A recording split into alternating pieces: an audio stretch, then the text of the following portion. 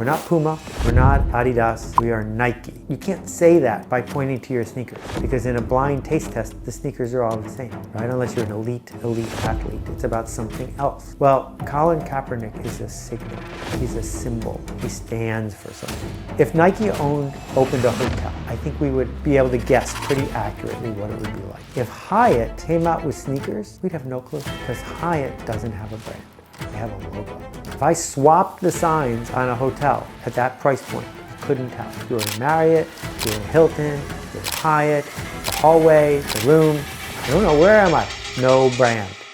So what it means to have a brand, you've made a promise to people. They have expectations. It's a shorthand. What should I expect the next time? And if that is distinct, you've earned something. If it's not distinct, let's admit you make a commodity and you're trying to charge just a little bit extra for peace of mind. The problem that Hyatt and Hilton and Marriott and the rest have is sort by price. Because if I go online now to find a hotel, it's really simple. Sort by price. Why would I pay $200 extra to go a block away? I don't. So what's the value of a brand? The value of a brand is how much extra am I paying above the substitute? And if I'm not paying extra, you don't have a brand.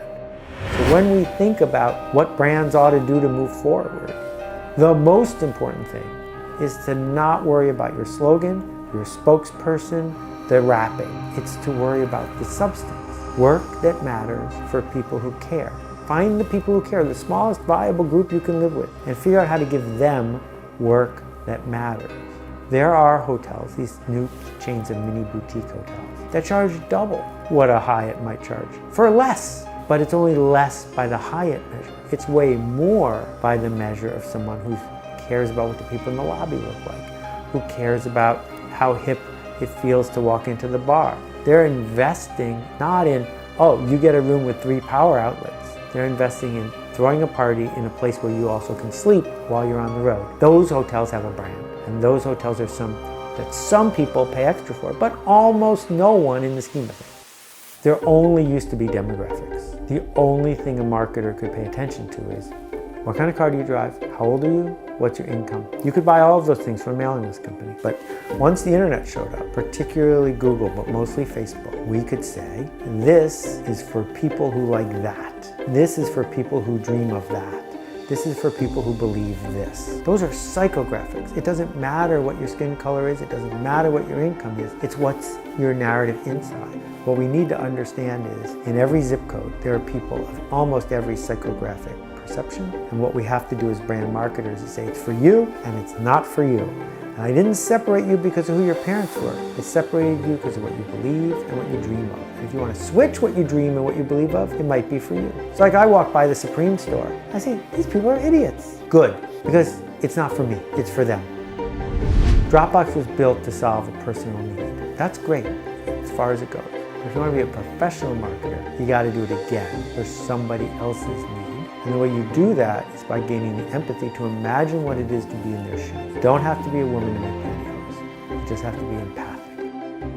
When I think about someone like Blake at Tom's Shoes, Blake wanted to have a business that made money, but also cared very much about the footprint that he was leaving behind, no pun intended, with Tom's. So then they can make coffee, and they can make sunglasses, and they can make the other things that they've tried to make, because it's not about shoes. It's how do I get an early adopter fashionista who wants a story she can tell her friends to be able to buy a product that's going to have a better positive impact on the world than the one she's currently buying. That's the mission.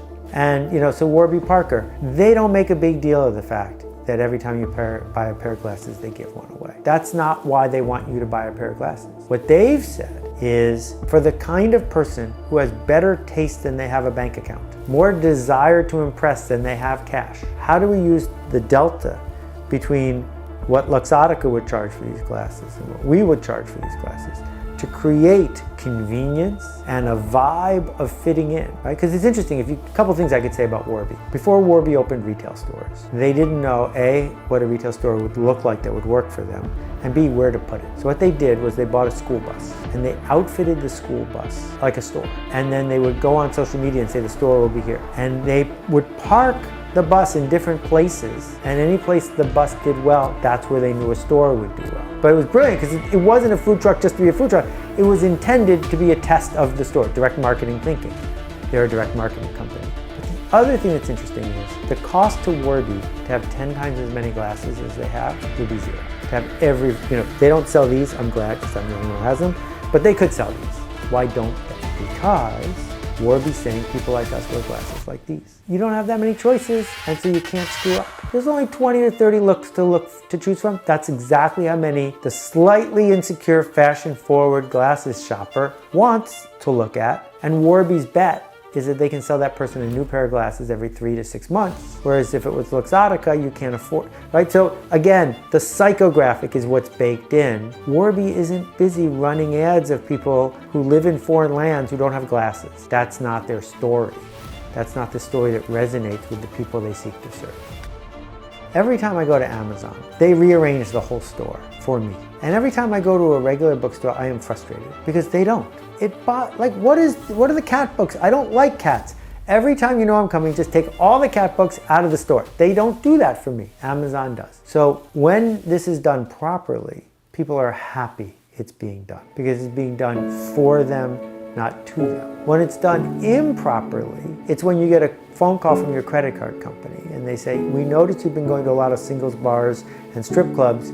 Here's a coupon for free venereal disease testing. You don't want that phone call because you didn't ask for that engagement with them. So it's not about privacy, it's about being surprised. So now we go to serve some people. I'll begin by saying I don't think you have any business being a marketer unless you have empathy for the people you are seeking to serve. The best way to begin as an amateur marketer is to start with people who believe what you believe and want what you want. Do you know who those people are? Can you imagine them? Start there. You will find some people in that segment because you made it for you. So if you love to surf and to be on social media, then inventing the hero camera, probably a good idea because you knew what it's like to be one of those people. But Sony should have invented the hero camera and they didn't because there wasn't a professional marketer on the scene who said, I don't surf, I don't want to be on social media, but I could imagine what that would be like. And so we begin with that. We begin by asserting what a group who believes a thing might want to do. How do you do that? Well, you can learn it a lot by noticing. You can learn a lot by saying, why is there a line at the Supreme store? Why are people buying poke bowls? Right? Why are people doing this? Why are people doing that? And those people who do that, they're also doing this, which has nothing to do with that, but they're all doing it. Is it because they're all doing it or because there's something those things have in common, a feeling? And so what our job is as marketers is to suss out that feeling, make an assertion, and then present it to those people. Not spend a lot of time in focus groups because people don't know what they want. They just know what they dream of.